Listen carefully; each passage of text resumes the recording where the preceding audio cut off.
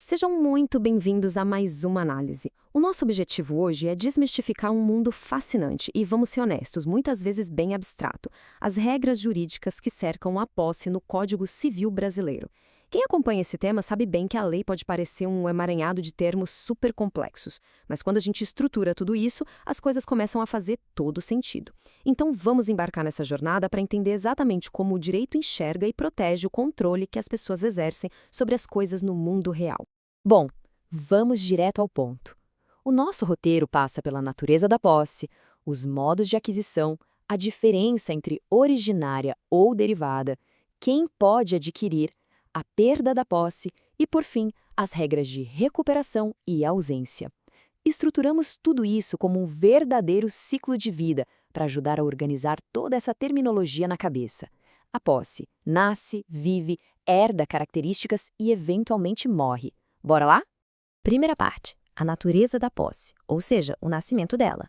Voltando um pouco na história, a gente percebe uma mudança simplesmente monumental aqui no Brasil. O antigo Código Civil de 1916 seguia a teoria de Savigny. Era uma visão super rígida, sabe? Exigia duas coisas para a posse existir: o corpus, que é o controle físico puro e simples, e o animus, que é aquela intenção íntima e explícita de ser o dono. Mas o Código de 2002 deu uma guinada para o pragmatismo e adotou a teoria objetiva de Ehring. Nessa visão moderna, a posse é só o exercício de fato dos poderes da propriedade. Não precisa mais ficar investigando o que se passa na cabeça da pessoa. É direto, observável e muito mais prático.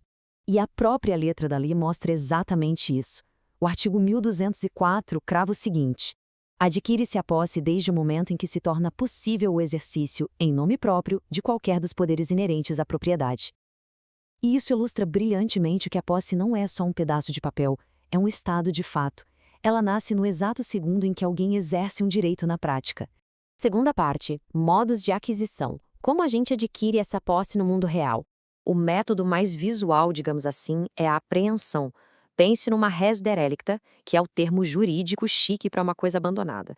Imagina a cena. Alguém decide, por vontade própria, largar uma cadeira velha na calçada. Aquilo virou um bem sem dono. A posse é adquirida por um ato totalmente unilateral assim que qualquer outra pessoa passa por ali e pega a cadeira para si. Simples assim. Mas o direito também adora uma engenhosidade. Pegue o constituto possessório, ou a cláusula constituti. É uma tradição fictícia. O cenário clássico é aquele dono que vende o próprio apartamento, ou seja, transfere o domínio lá no papel, mas continua morando no mesmo lugar, só que agora pagando aluguel como inquilino. É uma saída jurídica super inteligente que evita o absurdo de exigir que ele entregue as chaves para o comprador e peça de volta logo em seguida. Tudo se resolve numa linha do contrato. E temos também exatamente o oposto disso, que é a traditio brevi manu. Aqui, a pessoa já está com a coisa em nome de outra e passa a possuir como dona. Pense naquele inquilino que vive de aluguel há anos e decide comprar a casa. Fisicamente, ninguém mudou de lugar, mas a natureza jurídica da posse vira a chave instantaneamente com essa tradição encurtada. Terceira parte, originária ou derivada, a genética da posse. O que é super interessante aqui é a seguinte dúvida: será que uma nova posse carrega as falhas do passado? Bom, depende totalmente da origem dela. Na aquisição originária, não existe relação de causalidade com o possuidor antigo. Então surge uma situação de fato novinha em folha, limpa e livre de qualquer vício antigo. É como se zerasse o placar. Já na aquisição derivada, que acontece com transmissão consentida, a posse traz toda a sua bagagem. Segundo o artigo 1203, se a posse lá de trás era viciada ou injusta, ela vai ser dada exatamente com esses mesmos defeitos. Quarta parte. Quem pode adquirir? Os guardiões da posse. A lei diz exatamente quem está autorizado a adquirir a posse. Naturalmente, as próprias pessoas capazes, além de representantes legais ou procuradores. Mas tem um detalhe sensacional, que é a figura do gestor de negócios. Imagina que um terceiro, sem nenhum mandato ou procuração formal, resolve cuidar e cultivar uma terra do vizinho em nome dele. Se esse vizinho, o dono principal, ratificar e aprovar essa atitude depois, a posse é adquirida de forma super válida através da ação desse terceiro. E aí a gente chega num ponto crucial. O artigo 1209 crava que o acessório segue o principal. Sabe o que isso significa na prática? que ter a posse de uma casa cria uma presunção legal e imediata de que os móveis que estão lá dentro também estão sob a mesma posse. Isso inverte brilhantemente o jogo do ônus da prova. Não é quem mora na casa que precisa provar que o sofá é dele. Qualquer outra pessoa que venha reclamar direitos sobre os móveis é que vai ter que suar para provar o contrário. Quinta parte.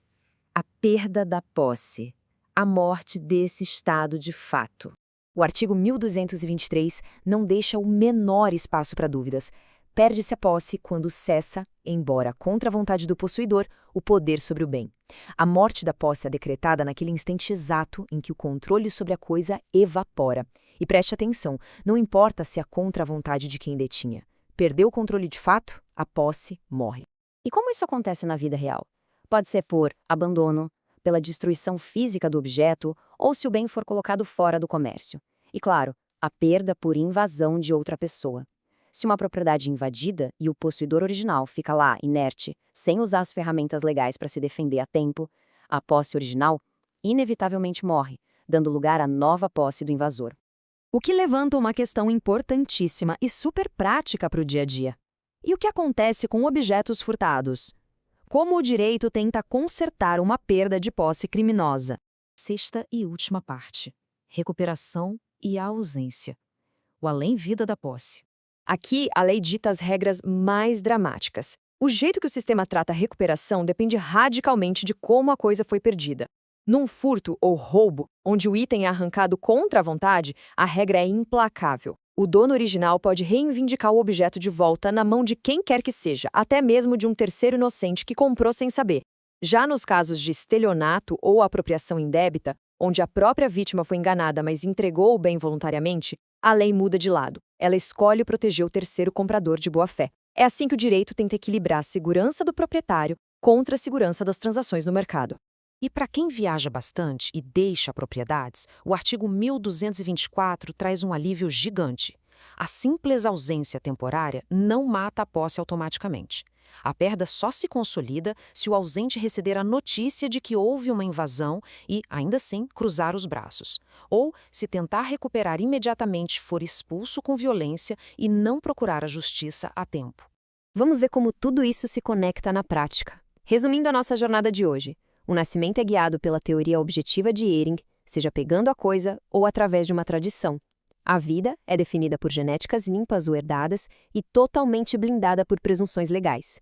E a morte é marcada por aquela cessação inescapável do poder sobre o bem. É uma estrutura jurídica viva e sempre em constante movimento, o que, no fim das contas, nos deixa com uma reflexão provocativa. Se a posse, segundo essa brilhante construção de Eyring que o nosso código adotou, é em última análise puramente um estado de fato, até que ponto são seguras as nossas suposições diárias sobre aquilo que a gente acha que realmente controla?